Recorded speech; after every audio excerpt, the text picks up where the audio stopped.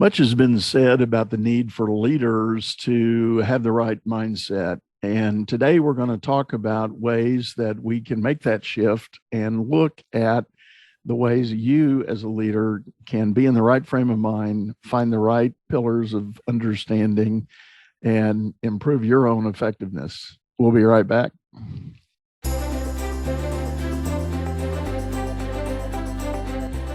You're listening to Leadership Powered by Common Sense with your host, Doug Thorpe. Here's Doug. Hello again, everyone. This is Leadership Powered by Common Sense. I am your host, Doug Thorpe, and today we are going to talk about leadership, mindset, making some shifts, doing some things. And I got to tell you, in the crazy, volatile world we've been in and the roller coaster ride we've been on in the last 24 to 36 months, leadership is at a premium, folks. The world is in dire need of good, solid leaders to stand up, fill the gap, provide direction and purpose for organizations of all types and sizes. Today, I've got a fellow coach, author, and expert on this subject of leadership mindset. Her name is Emily Sander. And Emily, welcome to the show. Thank you, Doug. Pleasure to be here. Yeah, she is phoning in from Lakeland, Florida, and enjoying nice Florida weather, I take it.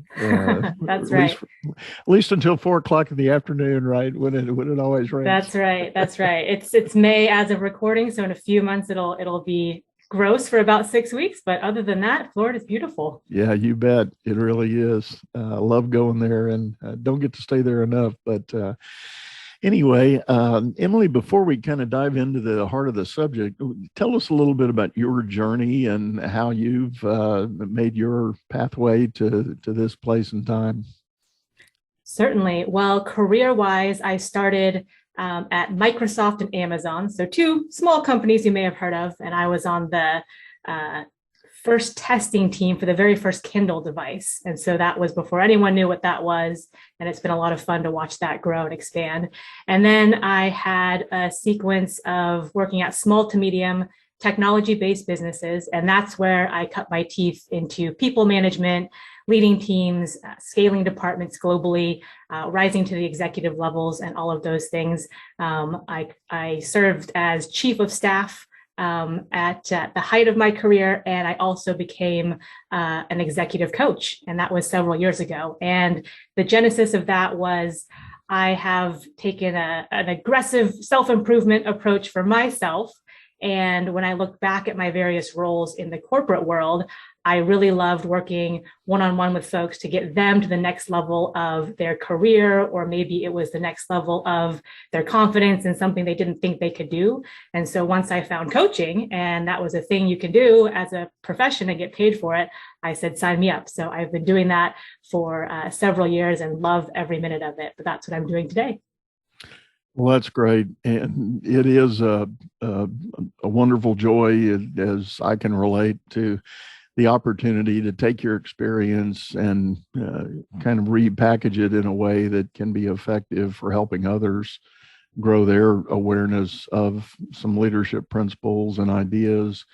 And I've got to ask before we get too far, and this may well be part of the whole story, but your graphics behind you there, tell us a little bit about, I'm guessing that's some sort of training model that you rely on. Yes, they're the elements of success. So there's things like greatness, mindset, vision, legacy, hustle, etc. And they're in the format of the periodic table of elements. So I saw that. I thought it was a really neat take on that. And so I said, that needs to be my background. So that's what I have behind me. So when I'm working with clients, they have that in mind. And it also reminds me of those elements as well. I love that. And for those of you that are just listening in via audio, there's a really neat graphic backdrop behind Emily in her studio there. And like she said, it's the letters that look like the chemical elements table, if you remember that from high school chemistry. And they are it is made up of those key words for kind of a leadership framework. And pillars of learning and teaching. So let's dive into that a little bit. I guess first, let me maybe come at this from sort of the top of the mountain. When you see executives that have already risen up an organization, but they maybe have hit some kind of lid in their own sensibility about their capacity, what do you think are some of the first indicators that start to tip them off that they might need some help, they might need some coaching? I would say burnout is one. So a lot of people try to just work harder. So, hey, I've worked hard in the past and that's gotten me far.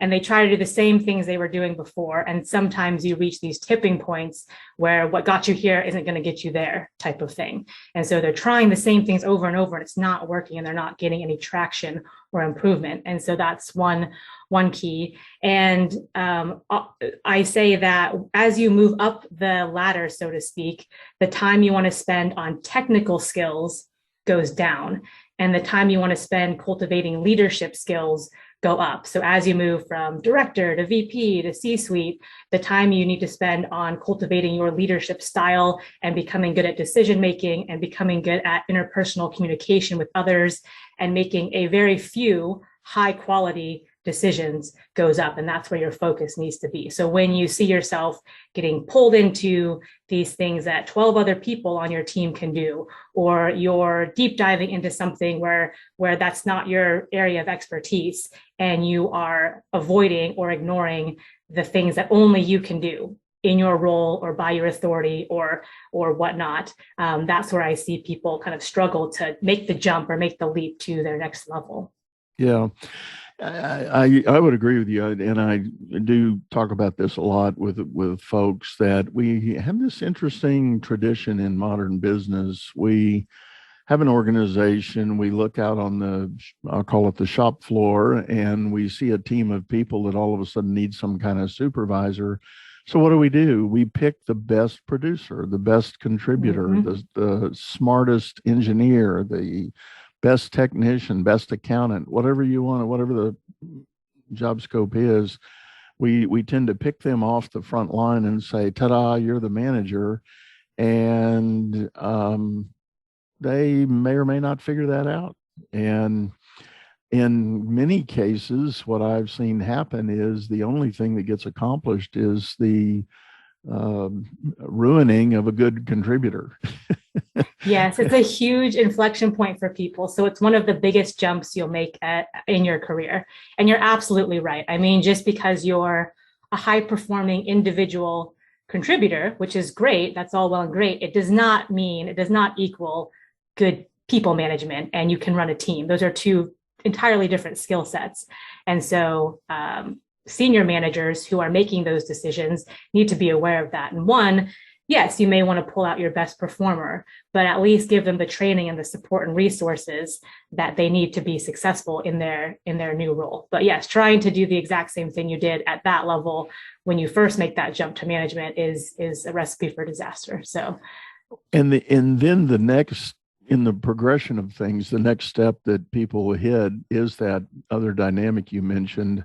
They think that if I work hard on the technical things that my team is responsible for, they are often rewarded with another promotion. So they move up. So it's kind of this positive reinforcement of a choice that gets made. And maybe that happens 2 or 3 iterations, but pretty soon the organization is expecting that person to shift, to make that shift you described, to become more of a strategic leader and less of a tactical one. And that becomes another kind of inflection point for individuals, because moving away from that technical expertise, that was their comfort zone. And now you're kind of going out to the edge of things, at least in your own sense of ability. You're going out to the edge and you don't know what that's like out there. Right. And I would say to people, one of the biggest mindset shifts you can make that will help you is my success doesn't derive from what I can personally do. My success now derives from what my team can do. and what I can get my team to do. And so if your team is successful, which means every individual person on that team needs to be at their best, that makes you successful. So that's a mindset shift. And one of the best examples around this I love to share is, let's say, as an individual contributor, you were directly responsible for mowing 5 lawns. You're in a lawn mowing business and you were mowing 5 lawns. So you know exactly how to cut the grass, the edges, you know how long it takes, you know the ins and outs of those 5 lawns. Then you get promoted, and all of a sudden you are accountable for 500 lawns being mowed in the same amount of time.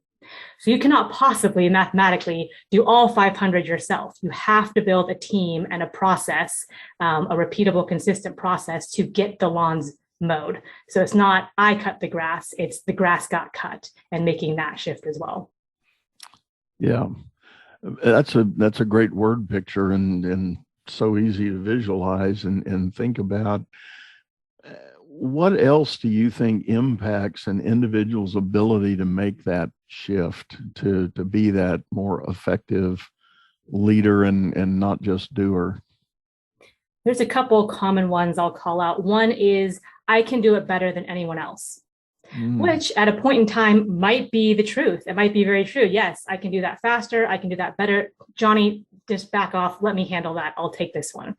But you're not empowering Johnny to do that in the future. You're not giving him the room to make some mistakes or figure it out on his own, or perhaps find a better way to do it than you did. And so I can do it better is something I commonly hear. I just want to jump in there, Emily, because I know I can do it faster. I know I can do it better, which might be true, but it's not always the best answer.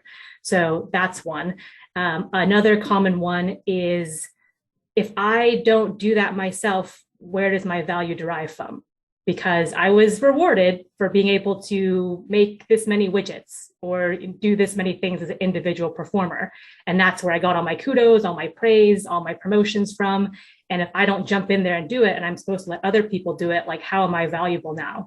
And so again, it goes back to the mindset piece of my success comes from my team, but that's really hard to shake people out of sometimes.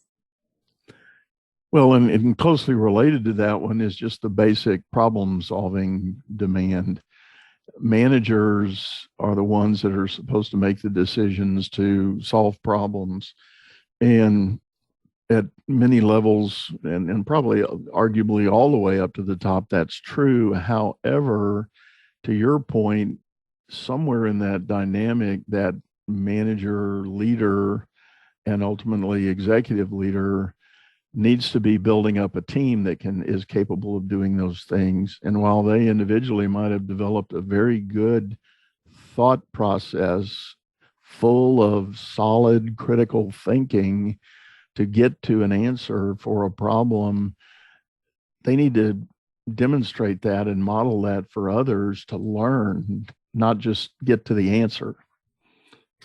Yeah, absolutely. Training and empowerment is key. And I think you mentioned team building. So there's so many things to say about that. But one of my favorite is you get to design the team to where it performs the best. So instead of saying, hey, how do I do my individual job the best? You're now in charge of the team, and you say, what skill sets do we need on the team? So if you're recruiting or hiring, you might recruit or hire for a specific skill set that you need. Is there someone that I can train up who, they weren't brought in for this, but they got moved into this role? Let me help them out and get them a more well-rounded skill set. Are certain people good folks and they should be in the company? We want them on the team, but they're not on the right seat on the bus, so to speak. Maybe they should be less client facing or more client facing or what have you. And so all of those things become in your realm as a first time manager that are under your charge. And so you need to look at, how do I optimize the team? Yeah, that is so critically important. And I have kind of adopted a challenge to my clients, especially if they invite me to kind of shadow them during a team meeting or something. We'll look at a situation, and inevitably somebody on the team brings up a problem and sort of lays it out on the table. And traditionally, whoever the senior person is that I'm working with, they'll kind of dive immediately into solving the problem. And I'll always ask them, are you solving the problem, or are you leading your team to do the problem solving? And, the answer is always no. No, I'm not leading. I went into that gear of working hard and doing what I know how to do versus that mindset of developing that successful team that accrues my value as a leader. So Right. I like your way of saying that. And I think what you said is so important too. You want people with the same or similar values as you or the team or the company, but very different skill sets. And so that's a great way to look at recruiting or training processes is, we want people who fit culture wise, who are kind of with us on our mission, have the same values, have integrity in how they do their work, but have very different skill sets. And you as a leader should be leading by example. So they should look at you and say, okay, this is what the company holds up as the embodiment of a leader and someone who does well and how you get ahead. And so you need to espouse all those things. And you need to not only tell people what you expect of them, but show them that in your own, work ethic and work product and how you treat people and how you treat customers and all of those things. Because believe me, your team is watching you. Your team is watching you more closely than you think. And they're taking their cues from you. And they're saying, well, if Emily does that, then I can do that. If Emily cuts corners, then I can probably do that too. Or no. She wants this done right. We need to go back and start over and make sure it's good for the customer. So all of those things people pick up on, people watch you, they see who, you play favorites with or not. They see who you give preferential treatments with. They see if, you're a morning person and wait till she has her coffee before we talk to her, or if you can jump right in. So all of those things, you're being watched in a good way, but you're being watched. Yeah, for sure. That is the plight of anyone in a leadership role. You are being watched, and it does matter how you show up in the moment to help gauge that. And I was thinking as you were describing all of that, there's another sort of phenomenon, I guess I'll call it, or principle that I've come to embrace, and that is that if you can, and you and your company can do a reasonably good job, keywords there, reasonably good job of hiring and selecting employees. I know that's a big if, but if you can do a reasonably good job of selecting, that team you've hired wants to do the right thing. Inherently, they want to do the right thing. If they're skilled and highly educated technicians, or if they're just lawn cutters, go back, and I don't mean any disrespect by saying just lawn cutters in contrast to some higher education, but if they're there to do that job, they fundamentally want to do the right thing. So it's incumbent on the leader to define those expectations, define what the next right thing can be. Because if the leader fails to set that standard or set that vision, the people are going to freeze. They're not necessarily going to do something wrong. They're just not going to do anything because they're afraid of doing something wrong. They don't know what right is, so they're afraid of what's wrong, so they don't do anything. Yes, I've walked into new teams where literally you can palpably feel the culture. People have their heads down, they're scrunched up, they don't make eye contact. And then you kind of get to know the leadership. And if someone does something wrong, they get berated and or fired on the spot. And it's like, okay, no kidding. Of course, people are going to react like this. So they're going to follow steps 1 through 10, rinse and repeat over and over. And if something deviates, they're not going to be able to adjust or think for themselves or be proactive. And you want the opposite thing. So if someone makes a mistake, which inevitably people will do, we're all human, right? That is a leadership moment. And that's a very important one because no one likes coming to the boss and saying, hey, I messed up. It's very vulnerable and it's, oh no, what's going to happen? So if you can say, all right, let's resolve the problem. Number one, let's get the client taken care of or what have you. And then make sure that if a decision was made or an action was taken with good intent and they were trying to be proactive and they're trying to be helpful, you make sure to say, hey, I need you to keep doing that. That happens. That's okay. Happens to everyone. Let's take a look at what could have prevented this next time, or maybe how we can do this differently going forward. But I need you to keep being proactive and keep making those decisions and make a point of that. So I think that's really critical. Another great point you made is everyone should know how to move forward. And there's this military term, which you may know about, which is called the commander's intent. And in the military, a commander needs to make sure all of his lieutenants and sergeants and soldiers know what he or she is intending to do, what the mission is, what the overall goal is. Because if he gets killed or wounded or communication lines get cut, and he's not there to order the soldiers around, everyone needs to be able to step up and move the mission forward. And so in a business, you can apply that same principle, obviously with different impacts, but does your team know your commander's intent? Does your team know what you're trying to do? Conversely, if you're on someone's team, do you know what your leader is trying to do? Do you know what the department or the business unit you're in, do you know what their function is and how to help that move forward? And so anyone listening now, if you're a leader or on a team, ask yourself that question. And if you don't know the answer, get clarity on it. Or if you don't think your team would know the answer, if you went around and asked them, make sure they're clear on it.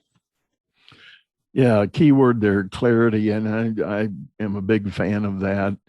I learned a phrase a while back. It says, a confused mind says no. Yes, it does. I think if we're all honest with ourselves, we think about a moment when we needed to make a decision or needed to make a choice or needed to do something. If we were confused on the matter, we tended to say, no, I'm not going to do that, or I'm not going to make that choice. And I think that's true with our teams, our employees around us. We have to be the ones providing that clarity and that understanding. And again, it goes back to my point about the kind of freeze in place. If that clarity is not there and people don't know what the next right thing is supposed to be, they're fundamentally going to freeze. And as I was teaching that in a group one time, somebody fed it back to me, and they called it the microwave principle. And I said, well, they said, well, take that big casserole out of the freezer and pop it in the microwave, and what inevitably happens? You get all this bubbly hot goo on the outside and around the edges, but when you finally stick a fork in the middle, it's still frozen solid. Yeah. And that describes good-sized organizations, and it can be pertinent not just to the rank and file employee, but it can apply to middle management. If upper management is not crystal clear, middle management is going to freeze in place and create for you that frozen middle in your organization. And you're going to wonder why things aren't moving forward. You've got all this talented people in this huge payroll you're looking at on your budget and wondering why things aren't getting done. Well, it's probably back on you. You haven't provided the clarity these talented people need to move forward. Right. I think there can be a lot of daylight in between what happens strategically at the high level up in an ivory tower and then down to the person who actually has to do it on the ground. And so making sure the communication and the clarity and the intent of what you're trying to do makes its way to middle management for sure. And so they can effectively and accurately convey what's trying to be done down to their team and their folks is really, really important. So that information flow up and down the organization is very important. Yeah, so true, so true. Well, Emily, this has been great. I think we're up to a break point here. We're going to take a quick minute, share a message from a sponsor, and then we're going to be right back. Hang with us. Business is all about solving complex problems as fast as you can create them. Become the best problem solver by leading others to greatness too. And the first step is going to DougThorpe.com. Doug Thorpe is known globally for coaching entrepreneurs and business leaders, improving their performance and the work output of everyone surrounding them. You can find health, wealth, and happiness by learning to lead others to health, wealth, and happiness. Go to DougThorpe.com now and order Doug's books or hire him to coach your managers. That's DougThorpe.com. All right, everyone, we're back. This is Leadership Powered by Common Sense, and I'm talking today with Emily Sanders. She is also an executive coach and has some great work experience. We were talking when we took the break about I loved her words. She said daylight in between what goes on in the C-suite with the high-level strategy and the bubbling down through the organization. And it reminded me of an experience I had working with a large global brand who, on the one hand, the C-suite leadership team had the foresight to call a shot that said their legacy culture, their leadership framework of the past was not going to be suitable for the new, more modern workforce, and positioning them as an industry leader for the next 20 years. So big commission was studied to create this new framework, forward looking. A lot of great words and effort went into it. And as soon as they began rolling it out, they realized that bubbling it down the organization through the various levels of management, they immediately ran into the roadblock that those words in that framework didn't mean the same to everybody. It created, we talked about clarity in the first part of the show. It created a confusion, not a clarity of what the new framework was going to be about. So there had to be a whole step in this change management of trying to align on what the meaning of those words really was, and what did that mean to individual work teams. So what kind of experience along that line have you run into, Emily? Words mean a lot of different things to a lot of different people, and words are great, but they have different meanings, connotations, given different contexts. They can kind of sway people different ways. And so having things like a mission statement or, hey, here's the change that's going out is great. And taking the time to really make sure that your intent and the full understanding is landing to the audience or landing to the listener in the way that it's intended.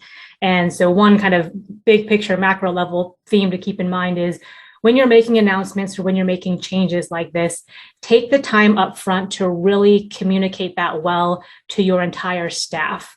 And you've thought about it the most, and you've, drawn that out, brainstormed, done all the research and things like this, but understand that it might be the first time that someone's hearing about it on your team or perhaps on their team. And so you need to treat it like it's brand new information, because it is. And a lot of times it's chunking that information up into bite-sized pieces and not, Tommy gunning it out to someone. So they're like, oh, rat-a-tat-tat-tat. They're trying to take all this information in, and it's brand new. There could be an emotional charge to it if you're saying, hey, we're swinging your department over here, or we're changing your entire role over there. So building in time up front to spend really communicating that to your direct team, perhaps the larger company as a whole, knowing that it'll save you efficiencies and effectiveness down the line. Because if you don't do that, you're going to have to clarify yourself at some point, but the damage will already have been done. And so building that time in up front takes extra time, but it's well worth it. So that's a one theme that I'd put out there. And then, yes, at a tactical and practical level, make sure the words that you're using, if that means something to me, maybe soundboard with your team. Hey, if I say this in front of your group, are they going to take this some other unintended way? What's the best way to position this and tee this up so it's received and lands most effectively for your crew? Things like that can go a long way as well. Yeah, and anytime there is a statement of change, a communication indicating change, that immediately launches everybody into something I've seen described as the S curve of change. And if you think about a simple, not fancy script, but a simple printed S, if you start down at the tail, what's the first thing that happens? Well, the trend is going downward. It dips. And that's really what change events do. Our organizations will dip a bit during the launch of a change moment. Our minds and our hearts will kind of start questioning. There'll be some doubt. There'll be some of that confusion. Some would go so far as to call it a moment of chaos where you don't have answers to all that. And, the people that do change management, they talk about storming, norming, conforming, all of that. Well, during that storming phase, it's pretty chaotic, and your productivity might actually dip a little bit. But then as work teams sort of assimilate the change and start learning and understanding, they sort of start climbing back up that curve. And pretty soon you have this revelation that this is really a good deal. It's really smart. It can work well. So there's actually a level of excitement that causes a little bit of a bounce. That's why you get the peak in the S. But then there'll be a little bit of a tailing off back to whatever the new normal becomes. So what you were describing is you said something about the leader who's been percolating in that change for a while has done their own version of journey across and through that S curve. So now they're ready to roll it out to the masses. Well, they're up at the peak. They've had their revelations and they've solved all their chaos. So now they're excited. They want to, rally the troops, and they get them in an assembly room, meeting room of some sort. They roll this thing out and they don't understand why people are. Everyone goes down in their dip. Yeah. Everybody starts their journey down to that dip first. And the executive's standing there going, "What's wrong with you people? Come on, this is great. Don't you see it? Yeah. Can't you see it?" So there's a phenomenon of those S curves kind of sequentially lining up depending on who and where you are in the organization. And a good leader is going to be sensitive to that, and they're going to lead their people through the journey on that S curve, and not just bullwhip them through and try to get them up to the peak by saying, why don't you get this?" Yeah. Meet people where they're at and let them, you as a leader can minimize that initial dip by getting good information out there and kind of meeting them where they're at. But yeah, I love that visual of the S curve. Yes. They're on the peak going rah, rah, rah, and everyone's plummeting down to their initial dip. So their it's initial depths of doubt and question and somewhat chaos of trying to work that out. When you go into organizations, again, I'll ask, maybe it's the same question I started this show with. Is there a common entry point? Is there a common problem you're being asked to help people solve? It varies, to be honest. So I have clients who come to me for very short engagement, such as interview prep is probably my shortest one. So, hey, I have an interview in 2 weeks. Can we prep for it? And then I've had a client for 3 years, and it was transitioning her from a very operational doer, as she said, to a more strategic executive. And that came with the tactical and practical pieces, with how you relate to people, with mindset and all those things. But I think a common denominator that goes into all of my engagements is the mindset piece. And so I use the analogy of a contact lens. And in real life, contact lens, you put it on your eye, you forget it's there, yet everything that you're seeing and taking in and experiencing is being filtered through that contact lens. So if you had a colored contact lens like blue, everything would be tinted blue. If you switched it to yellow, everything would have a yellow hue. In the same way, your values and beliefs and thoughts are your contact lens that you're wearing every day. And so taking inventory of, hey, what is my filter when I go into this team meeting? Or what are my biases when I'm making this type of decision? Or, ooh, I got really triggered right there. So, why did I have this angry outburst? And intellectually, I know that wasn't the right thing to do. So one of the things that I often do is work with people on, hey, how self-aware are you? Can you be thoughtful about the lens that you're looking at your world through? And also the kind of fun part about this is if someone goes, oh, I have that old belief or that old thought that served me well 5, 10, 15 years ago, but it doesn't anymore. Let me set that down and put on a new contact lens, something that serves me better for this phase of my career, for this phase of my life, for this role that I'm in. And that can just change people's worlds, because literally everything that you're experiencing and everything you're taking in can change just from changing your contact lens, so to speak. So that it start over here. It is a little bit about reframing your own view of things and taking time periodically to reassess. Have you gotten yourself in a frame of thinking that is not working anymore, or is relying too much on old views and old values? And maybe there is some learning that has happened that has just not been given full impact to help modify and adjust those views. I had a client the other day, we were talking, there's a major opportunity coming in their market.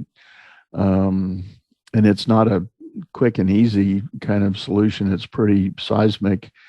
And he was sharing his own personal view that maybe the company wasn't ready to take that on just because of some legacy mindsets about management principles, organizational structure, levels of responsibility, all of those kinds of things. And he was saying it felt like maybe they were getting ready to go into square peg and round hole territory, trying to hammer a solution out for this new and wonderful opportunity, but using old mindsets and methods to get there. Right. And during COVID, I knew someone who was in a job that he had been in for a very long time. He had deep background in their family, did that same job, and he lost his job due to COVID. And he was the breadwinner for his family. And he was very focused on, I must get this type of job back. That's what I do. That's what I must do. That's how I support my family. And of course, it was very unsettling and very scary. And he actually took the leap to go start a series of gyms. He was into fitness as well and all of those things. And so he learned how to set up a gym, and he created this whole new entrepreneurial side to things. And that has boomed, and he has freedom over his schedule, and he gets to run his business, and it's very lucrative, in fact, more lucrative than his previous job. And so that's an example there. Something big like that, where maybe something is presented to you from the market or from a global pandemic where you're kind of forced to make a change. And it can also be little things too, or relatively smaller things. Like if you're going into a team meeting, I've worked with folks who tell me, Emily, I get so nervous for team meetings and I'm so bad at them. And I go, okay, like tell me about what happens when you're going into a team meeting. And they go, well, I'm sitting there going, I'm horrible with people. I'm a bad communicator and I don't add anything of value. And I'm like, okay, so if you're saying those things to yourself on repeat right before you go into a team meeting, how you show up in that team meeting is going to go one direction. If instead you say, I am good with people, I contribute a lot to this team, I'm on this team for a reason, and what I say matters and it can help someone, your experience in that team meeting is going to be very different. And so that's just a small example of how you can switch your contact lens. And some folks go, Emily, I can't get that far. Like that's just fake to me. In which case, an interim step is bring it to neutral. If you're saying crappy things and negative things to yourself, just stop saying them and just say, hey, I'm going into a team meeting, and just stick with the facts and stay there. But the stagger step to eventually getting to your replacement thoughts and thoughts that are going to serve you well is the ultimate goal.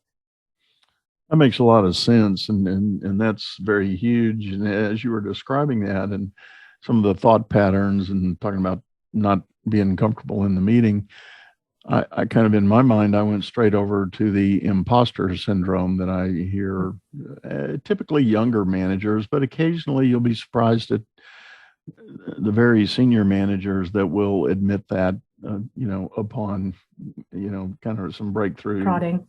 coaching and prodding.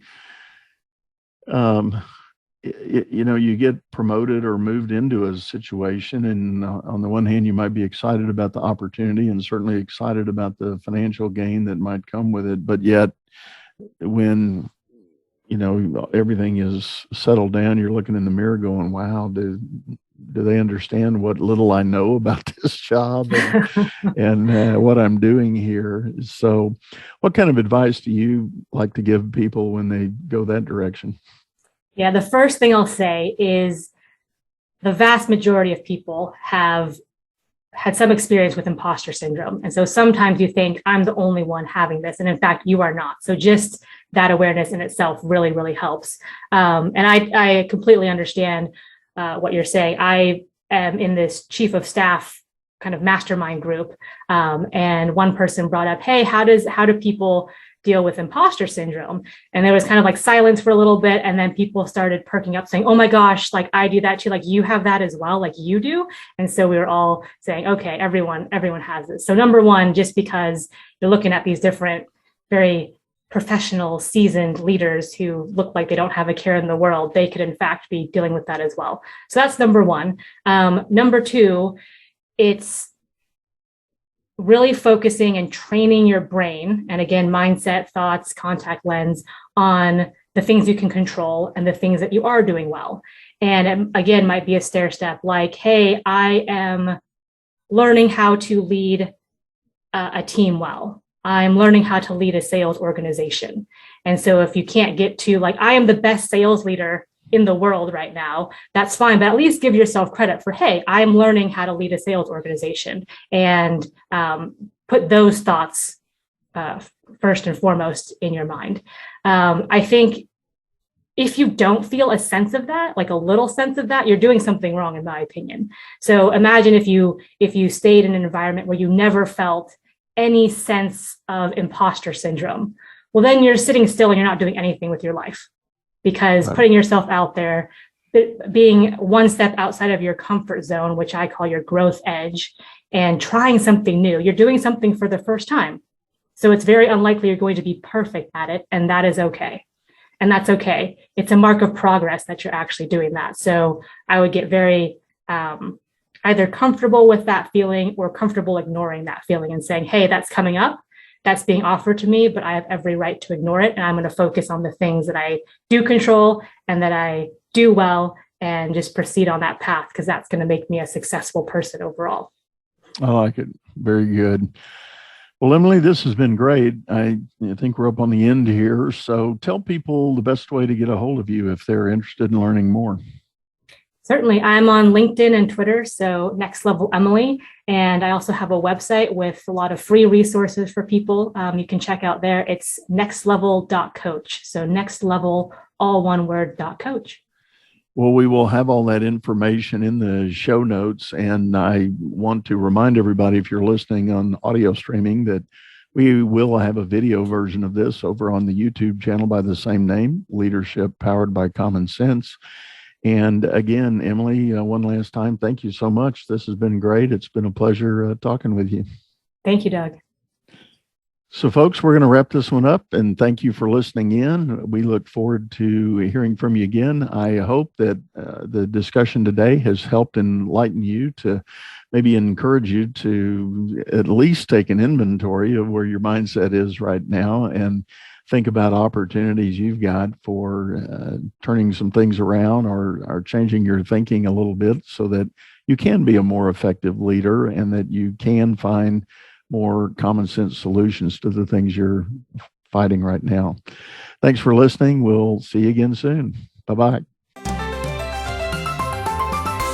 You've been listening to Leadership Powered by Common Sense, hosted by Doug Thorpe.